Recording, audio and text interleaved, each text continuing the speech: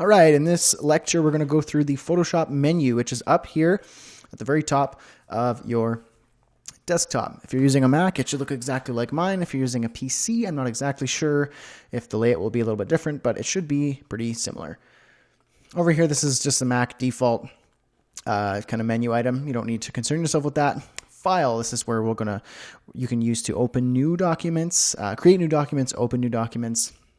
And there are a number of menu items throughout this entire list here that you probably won't ever use. Or if you do use, you might use it once in a lifetime of you actually using Photoshop. I like to apply the 80-20 rule when it comes to a lot of these menu items. About 20% of these menu items I use to get 80% of the results. There are a lot of items that I don't use and that I will never use. And I imagine that will be the same for you. Now, that doesn't mean you can't look into it further, but I'm not going to cover the menu items that will just be a simple waste of your time and will not actually further you in your design career, creating websites, or graphics, or modifying images. So with that being said, let's keep going.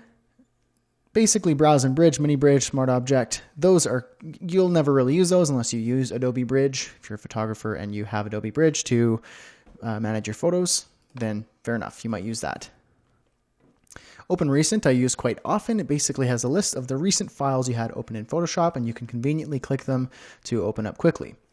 Close all. Those will basically close these tabs, but you can easily do that by hitting the X right here. Save as, those are pretty standard. Saving the document or saving the document with a new name. Save for web, this one is actually very useful. I use it all the time. It's basically one of the only save functions that I use because you want to save this image that for web, for your websites. They need to be optimized so that they load optimally and quickly without losing too much photo quality. So save for web, give you this dialog window, and you can see the stats down here of how big the image is. So currently 605K, that's way too large for a website. To download, you can see 7 seconds at 1 megabyte per second. That's way too long. So basically you can change the image size here by modifying the percent or whatever exact pixel width you need here. You can also change up here the preset from GIF, JPEG, PNG. It's pretty common web file extensions. JPEG usually gives you the best for images. For photographs like this, they give you the best file size with the best quality. So that's kind of what you want to do. Get the lowest file size with the best quality that you can get. And so there's kind of a magic number or magic kind of area that you want to aim for.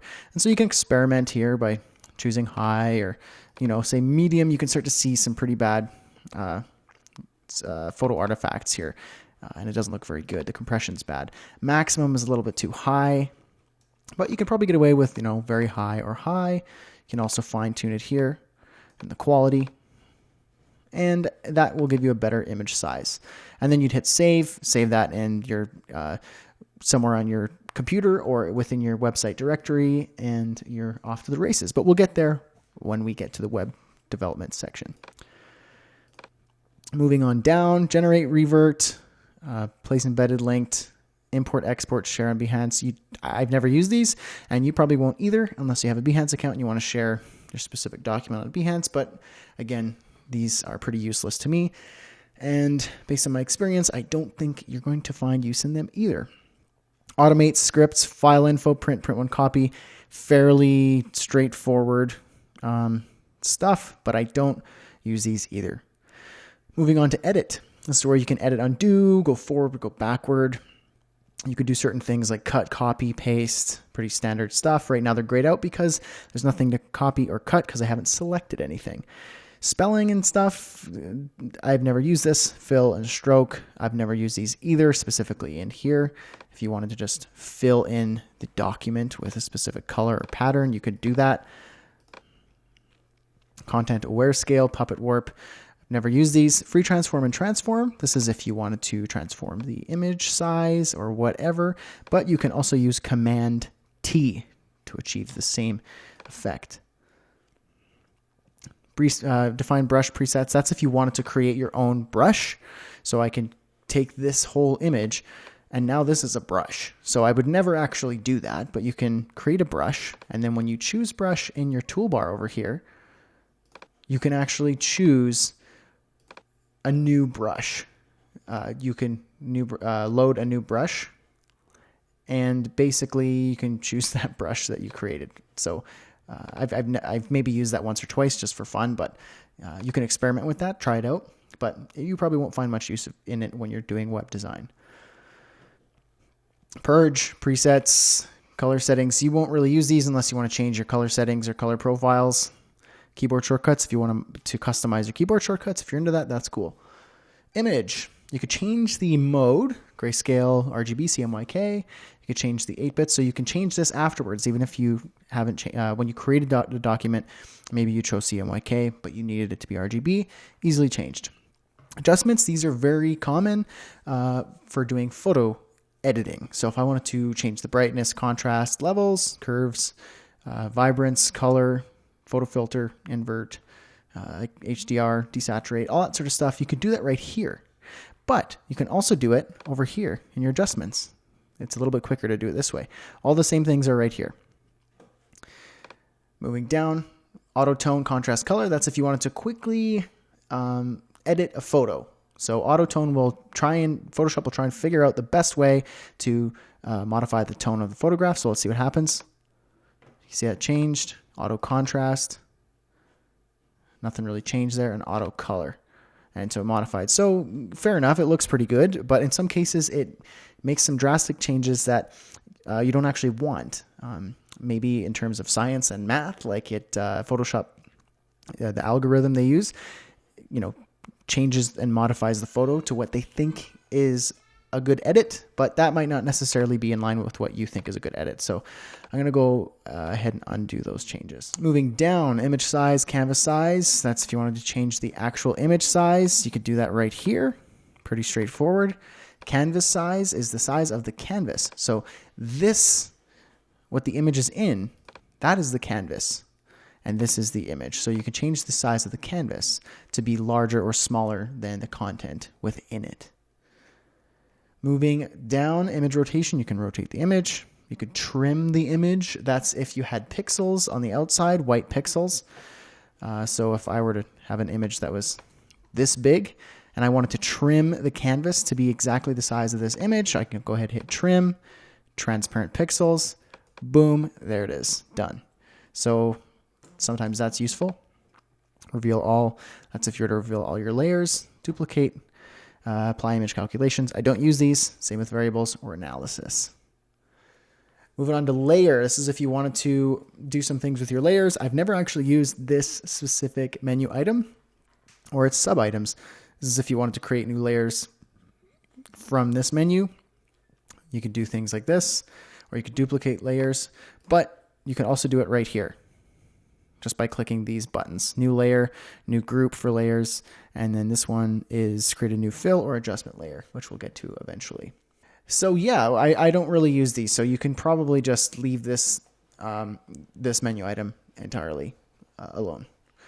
Type, I don't really use this unless you were to modify the type, if you were to type text, and again, you could just change it over here. Select, this is if you were to make a selection. So marquee tool, and I selected this, just a sample of the sky here. Now I can deselect, I can inverse the selection, I can select all layers, I can feather the selection. You see it kind of rounded it out a little bit. You can do certain things like transform selection if you needed to modify that selection. And yeah, and then basically that's, if you made a selection, you wanted to play around with that, the settings. Filter, this is if you select a layer, you can go ahead and you can do certain things to create a certain effect. And basically this is all you need to do is just play around.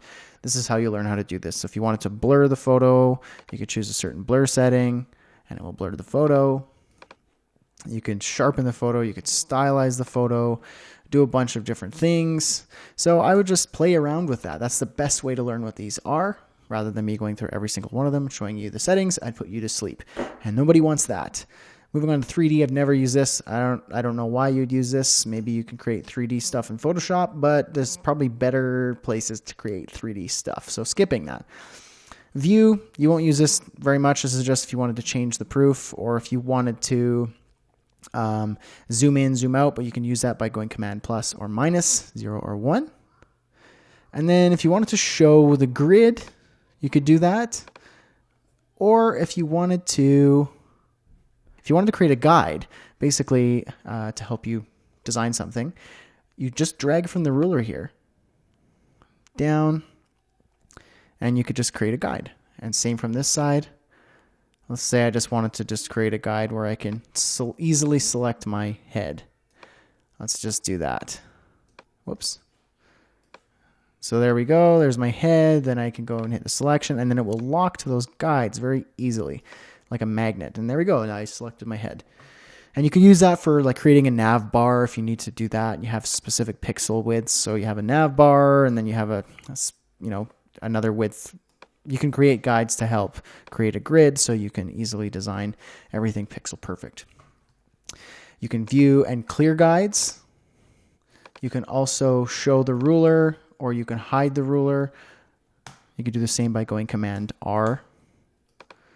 And then window, this basically helps you arrange your workspace.